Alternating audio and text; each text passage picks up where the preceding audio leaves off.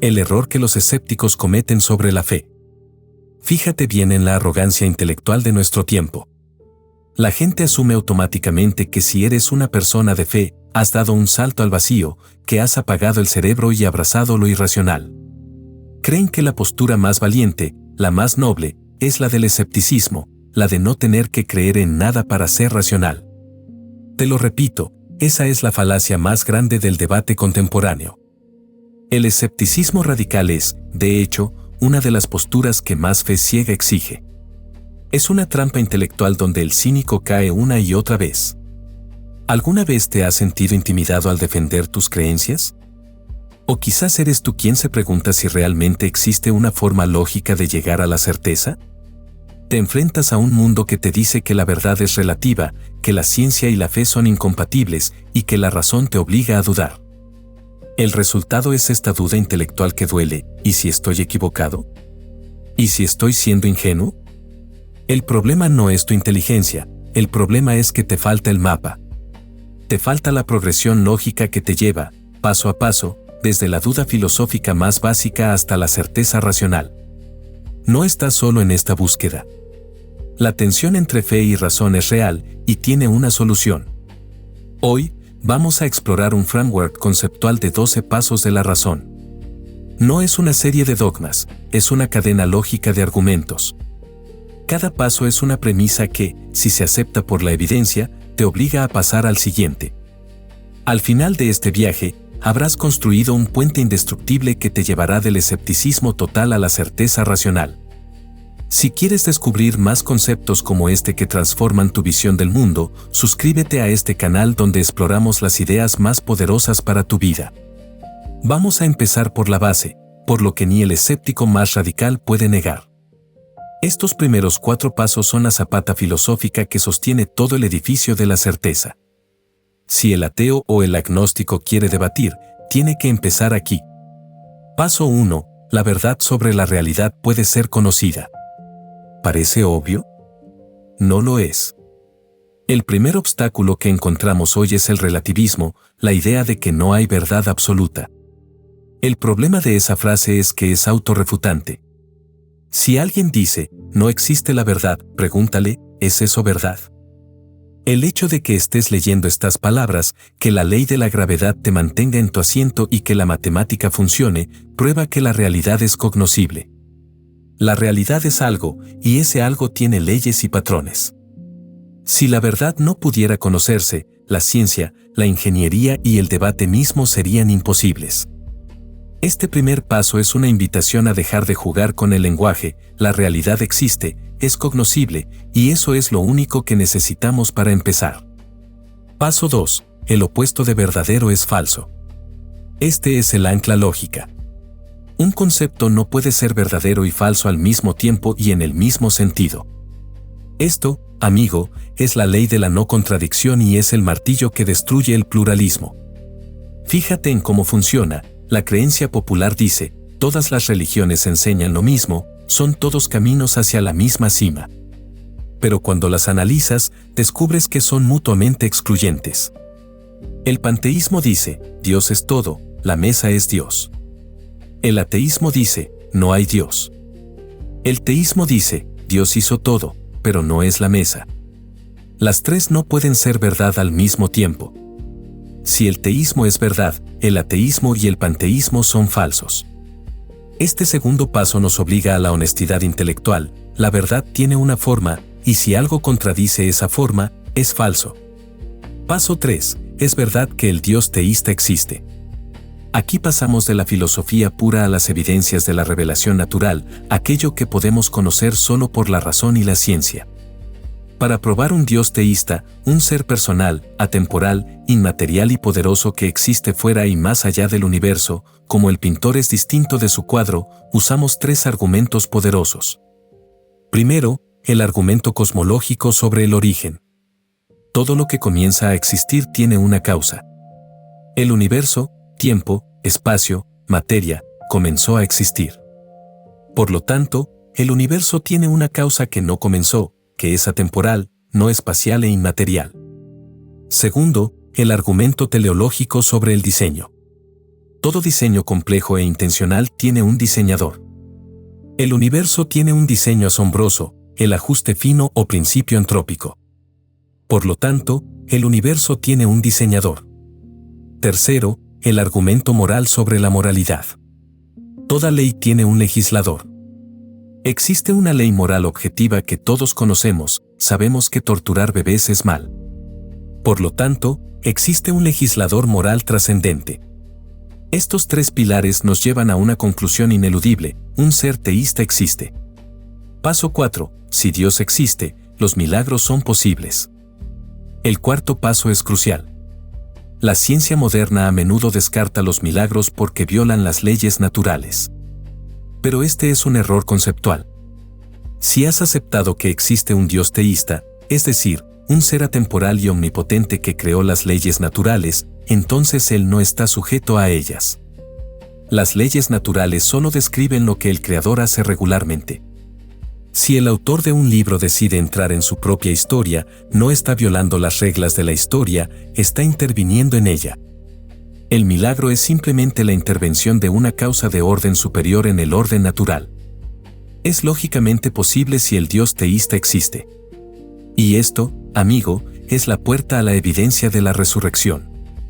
Hemos establecido que la verdad es cognoscible, las contradicciones son falsas, Dios existe, y los milagros son posibles. Ahora, la pregunta cambia: si ese Dios teísta decide comunicarse, ¿cómo lo sabríamos? Paso 5. Los milagros pueden usarse para confirmar una revelación divina. En el mundo antiguo, un mensajero que afirmaba hablar por Dios necesitaba una credencial. Algo que solo el Creador pudiera hacer, un milagro. Fíjate en la dinámica: si un hombre afirma ser Dios y tiene el poder de hacer cosas que desafían las leyes naturales, que tú has aceptado que fueron creadas por Dios, su mensaje es digno de ser escuchado. Esto establece el principio de la autenticación por señal. Los milagros no son solo trucos o actos de magia, son firmas divinas que acompañan un mensaje específico. Paso 6. El Nuevo Testamento es históricamente confiable. Antes de preguntarnos si Jesús es Dios, tenemos que saber qué dicen las fuentes históricas. El escepticismo siempre asume: la Biblia fue corrompida, es solo una leyenda. Aquí entra la ciencia forense. El Nuevo Testamento es, con creces, el documento antiguo mejor atestiguado de la historia de la humanidad. Mientras que la Ilíada tiene unos 643 manuscritos, y la consideramos historia, el Nuevo Testamento tiene más de 15.000 manuscritos griegos y en otros idiomas. Los expertos en crítica textual confirman una precisión del 99.5%. Además, existen más de 36.000 citas del Nuevo Testamento en los escritos de los padres de la Iglesia primitiva, siglos II y III. Podríamos reconstruir casi todo el Nuevo Testamento solo con esas citas. No se trata de fe, se trata de evidencia documental masiva. Los autores del Nuevo Testamento, como Lucas, también han sido confirmados como historiadores de primera clase por la arqueología, validando más de 30 personajes y 140 detalles históricos. Paso 7. El Nuevo Testamento dice que Jesús afirmaba ser Dios. La gran pregunta: ¿Jesús mismo afirmó ser Dios? El mito moderno dice: Jesús fue solo un buen maestro moral. Pero cuando lees las fuentes históricas, el Nuevo Testamento, que acabamos de validar, la evidencia es abrumadora. Afirmó tener la misma autoridad que el Padre: yo y el Padre somos uno. Afirmó perdonar pecados, un derecho reservado solo a Dios. Aceptó la adoración que solo se le debe a Dios. Usó el título Yo soy, Éxodo 3:14, un reclamo directo a la divinidad. Afirmó que el destino eterno de las personas dependía de su actitud hacia Él. Los líderes judíos de su tiempo lo entendieron perfectamente, por eso intentaron apedrearlo por blasfemia. No lo ejecutaron por ser un buen maestro, lo ejecutaron por afirmar ser Dios.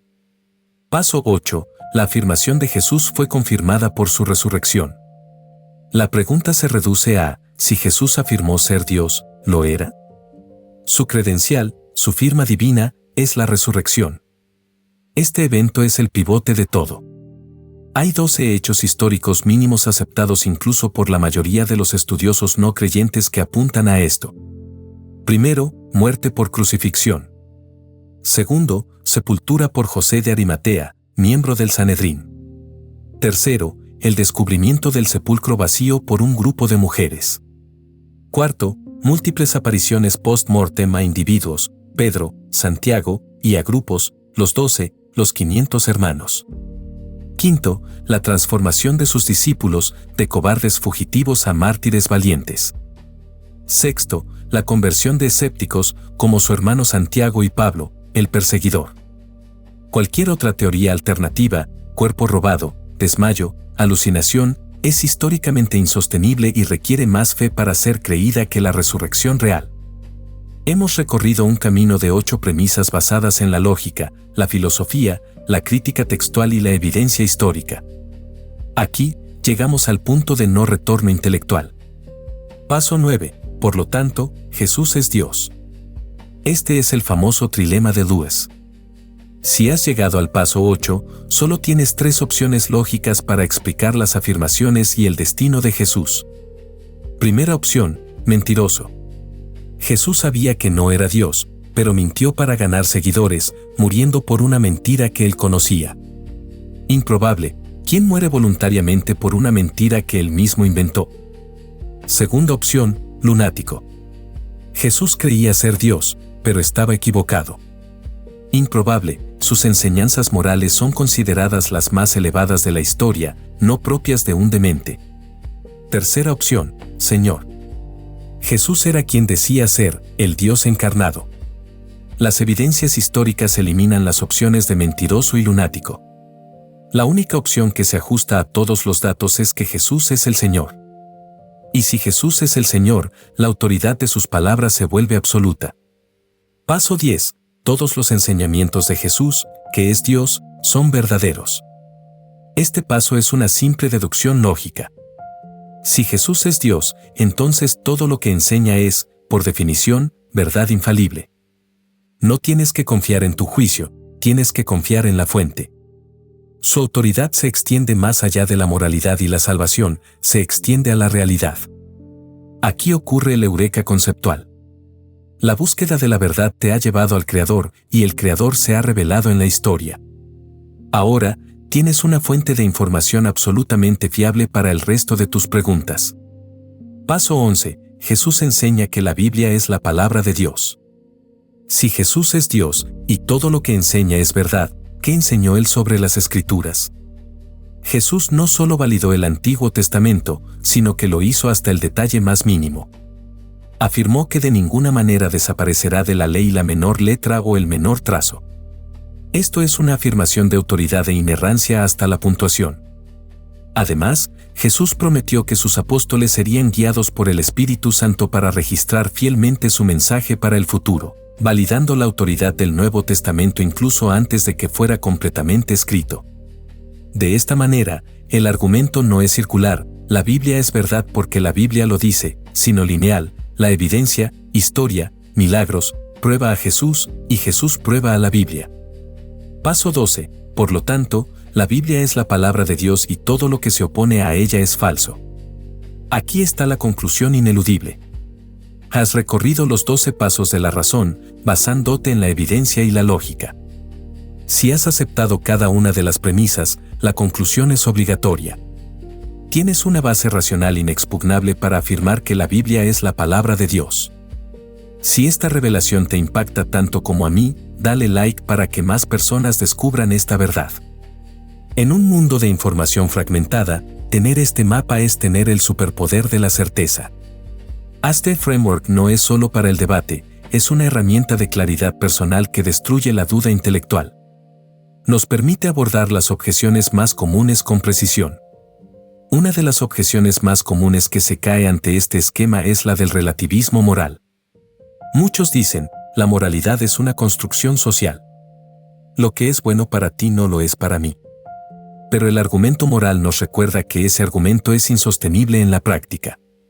Imagina que alguien te roba el celular y te dice, mira, tu moralidad de no robar es solo una construcción occidental. Para mí, robar es una forma de redistribución de recursos. Es mi verdad. Tu respuesta visceral no es filosófica, es moral. Te sientes indignado. Esa indignación, la reacción a ser tratado injustamente, es la admisión tácita de que existe un estándar de justicia que trasciende tu opinión y la del ladrón. No se puede clamar por justicia sin aceptar la existencia de una ley moral. Y donde hay ley, hay legislador moral. Otro ejemplo de aplicación práctica es la táctica del correcaminos, un concepto poderoso y práctico. Como vimos en el paso 1, el escepticismo radical es autorrefutante. Cuando alguien dice, no se puede saber nada con certeza, estás ante una contradicción. El cínico, al lanzar su afirmación, se cae por su propio abismo lógico. La pregunta es, ¿cómo sabes eso con certeza?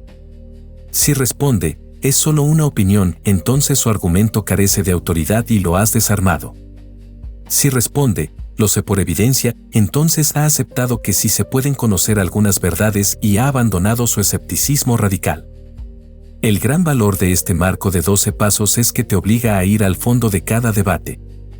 Te enseña a no pelear la batalla en el paso 12, la inerrancia bíblica, cuando tu oponente aún no ha aceptado el paso 3, la existencia de Dios, o el paso 1, la cognoscibilidad de la verdad. El proceso de mover a una persona por estos 12 pasos es una jornada de liberación. Quienes creen que la ciencia refuta la fe no se dan cuenta de que la cosmología apunta a un universo que tuvo un comienzo. Segunda ley de la termodinámica, universo en expansión, radiación de fondo, galaxias, Einstein. Y si el universo comenzó, necesita una causa. La ciencia aquí está al servicio del teísmo. Y si quieres profundizar aún más en este tema, dejé un material completo y gratuito en el enlace de la descripción. No olvides descargarlo. Llegamos al final del recorrido. Lo más importante de esta progresión no es que te dé la razón, es que te da coherencia. Una vez que has pasado por los 12 pasos, puedes refutar la acusación original, que la fe es irracional. La fe en el cristianismo, después de este análisis, se convierte en fe racional, la confianza en lo que la evidencia histórica y filosófica ha demostrado ser verdad. La fe del escéptico que niega la evidencia de un universo finamente ajustado, que niega la información del ADN y que niega la resurrección de la figura histórica mejor atestiguada de la antigüedad. Esa sí es una fe ciega que exige una cantidad infinitamente mayor de convicción sin evidencia. El sistema de 12 pasos nos da una perspectiva unificada que resuelve el dilema del sufrimiento. Si Dios es todo amor y todo poder, ¿por qué el mal? La existencia de Dios y la Biblia como su palabra nos dan la única respuesta coherente. El mal moral es el resultado del libre albedrío humano, una consecuencia de la libertad que Dios nos dio. El mal físico y el sufrimiento son, como decía C.S. Lewis, el megáfono de Dios. Un despertar doloroso en un mundo sordo que nos prepara para una eternidad sin mal. El concepto de un creador trascendente es la única cosmovisión que puede explicar la existencia de la razón, que es necesaria para estos 12 pasos, la existencia de la información, el ADN, y la existencia del estándar moral. Cualquier otra alternativa te obliga a aceptar que algo surgió de la nada y que la información surgió sin inteligencia, lo cual es filosófica y científicamente un sinsentido. El camino del escepticismo, cuando es honesto, no termina en la negación, sino en la búsqueda. Este framework te proporciona la hoja de ruta que esa búsqueda honesta necesita. No es un gimmick de debate, es la estructura fundamental de la realidad misma. Y al aceptarla, tu vida se transforma de la incertidumbre intelectual a una paz basada en el conocimiento. Ahora ves el mundo a través de la lente de la coherencia. El error fatal del escéptico es asumir que la razón es su arma más fuerte, cuando la razón es, de hecho, el mapa que lo lleva directamente a la certeza que tanto niega. Has pasado de la duda sobre la verdad misma a la autoridad del Creador. El escepticismo se derrumba cuando se le aplica la lógica que el mismo escepticismo necesita para existir. A partir de hoy, cuando escuches una afirmación, no la debatas, pregúntate en qué paso de esta cadena lógica se encuentra. Identifica la premisa que tu oponente no ha aceptado y llévalo a ella. Verás cómo tus conversaciones dejan de ser emocionales y se vuelven imparablemente lógicas. Tu fe no es un salto al vacío, es el lugar donde la razón, la historia y la ciencia se encuentran. Recuerda esto, yo no tengo suficiente fe para ser un escéptico. Este canal existe para descubrir juntos las ideas que transforman vidas.